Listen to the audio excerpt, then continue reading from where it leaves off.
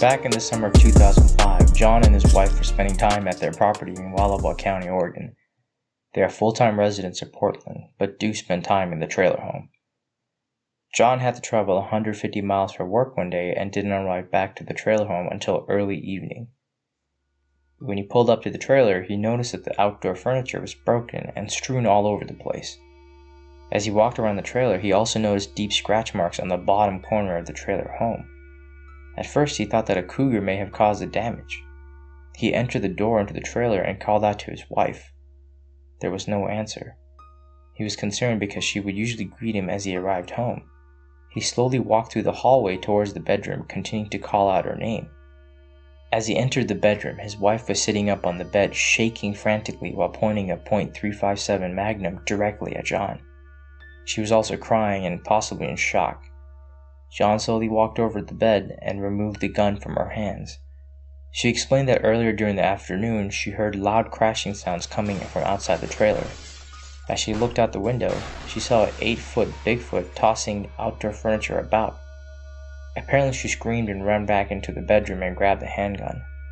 As she stood there hoping that the beast would not break into the trailer, she felt a violent shaking.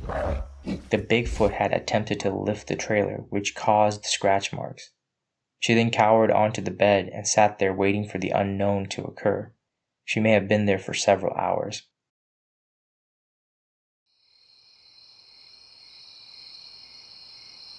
A few nights later, John and his wife were in bed when he was suddenly awoken by a rancid odor that he described as smelling like raw liver.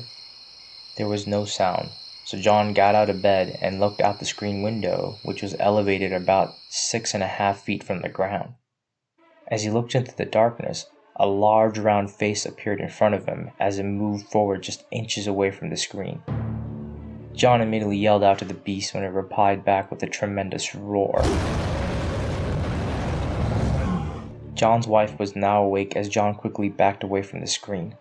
The Bigfoot continued to look at John with its large brown eyes. John was so close that he even noticed the beast's irises, which were a brilliant green.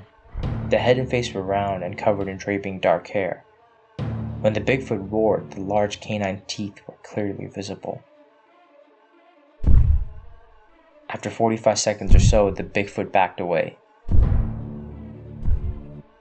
John grabbed his .357 and ran out the back in order to confront the Bigfoot. As he turned the corner, the Bigfoot took off towards the river. John shot off 3 rounds but failed to hit the beast.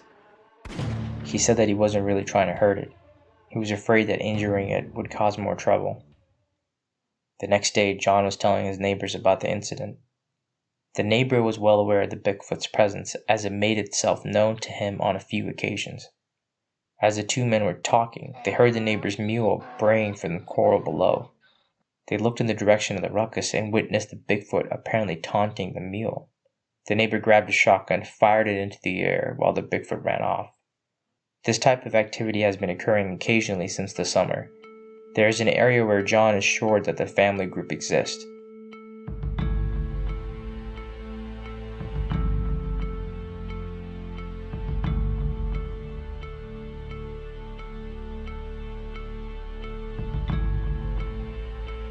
I was camping in the Shinoda Mountains in Rockingham County, Virginia last October 2017. It was a nice fall weather, so I decided to go out for the weekend. When I arrived, a local ranger pointed out a hiking trail for me to follow. After a hike over the mountain, there was a nice area of flat ground near a stream that was perfect for camping. I hiked a few miles to get to the bottom of the trail. I set up camp, ate dinner, and crawled into my tent. Around 12:30 a.m., I heard a noise outside of my tent that literally scared the hell out of me. I sat upright and listened to the sounds. Soon after, I could hear rocks falling just outside of the tent. By the direction in which the rocks fell, I figured that someone was throwing the rocks downhill from the mountain. But that was over 100 yards away. I slowly crawled out of the tent and peered out into the darkness. The area was extremely dark, and I could barely see my hands right in front of me. Then suddenly I heard heavy footsteps nearby, which were getting closer. I scrambled back into the tent and reached into my pack in order to grab my .44 Magnum. I pointed the gun at the ground in the opposite direction of the footsteps and then let off a round. The footsteps stopped, but I did hear a faint rustling sound going away from me. I quickly reached into the tent and grabbed my sleeping bag. I found a nearby tree and propped myself against it. The magnum still in my hand, I dozed on and off, frightened at what had occurred. It started to become light, but my nerves were still on edge. I didn't wait around long enough to take down the tent. I had at least a 2-hour hike ahead of me, and I wanted to get out of there as soon as possible. I started my way up the trail. It was rocky and a slight incline in the beginning. I was about an hour up the mountain when I began to hear the same strange noises I had heard the night before. I picked up my pace until I reached the peak. As I made my way to the top, I saw that there was another lower peak on my left around 150 yards away. There stood a hairy, human-like figure looking directly at me. I knew that the creature was a Bigfoot. It was massive, at least 8 foot in height. I was so scared I started to run. At the same time, the beast let out a terrible scream that echoed in the valley below. It didn't attempt to follow, but continued to scream. To this day, I can still hear that scream. It most likely wanted me to leave its territory, according to what I've read. It was probably hunting at night and was upset that I had set up camp. You are the first person I have shared my encounter with. I doubt I'll ever go into the wilderness at night again.